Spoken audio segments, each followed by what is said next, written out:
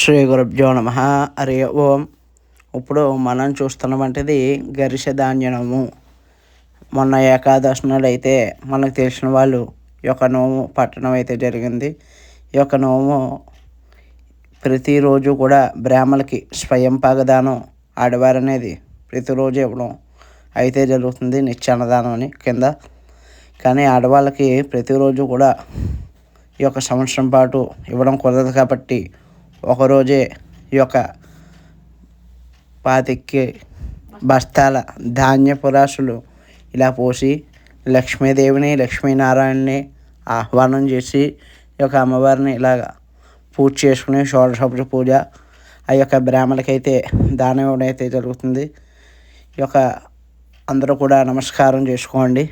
మహాదేవ్యై చ విద్మహే విష్ణుపత్నే చ ధీమహి తన్నో లక్ష్మీ ప్రచోదయాతు.